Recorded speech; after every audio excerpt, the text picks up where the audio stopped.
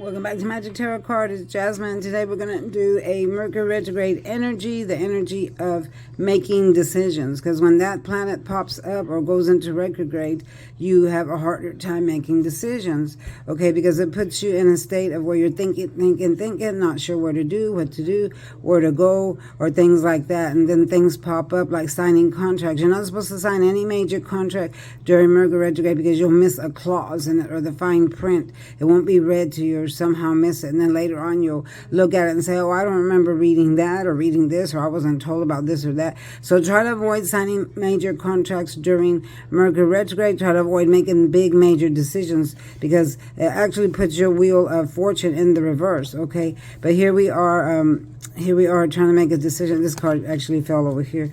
Here we are trying to make a decision.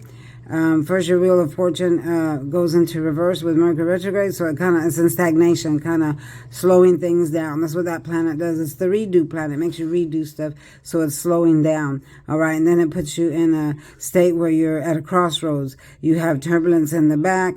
You want a new beginning. You just don't know which road to take. That's what the Two of Swords represents. See how the person is sitting here blindfolded because they can't see their future. The best thing to do is to wait for the energy to pass. Mercury retrograde will go direct at the end of the month, early in May, and then you can make major decisions then. But try to avoid making major decisions now. During this phase, don't go abroad either because something will seriously happen going abroad. All right.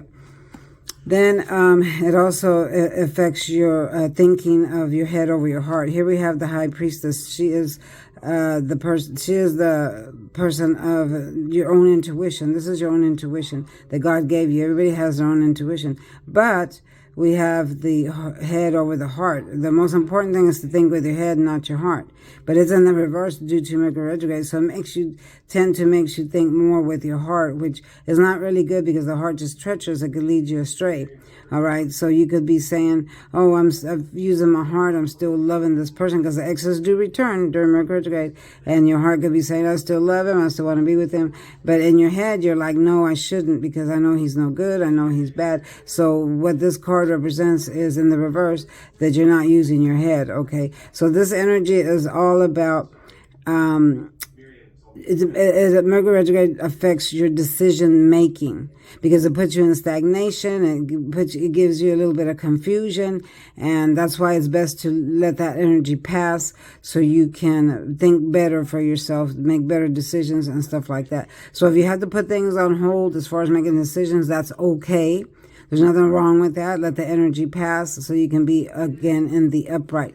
This will come back in the upright, which is good luck, the Wheel of Fortune, and then this will come back in the upright, which will make you think with your head over your heart. All right, y'all, this is a short message for Mercury retrograde energy affecting your decision making. All right, y'all, if you want that personal reading, contact me with the number down below. Yeah, all you have to do is text and I'll get right back at you. Trolls, your door is on the left.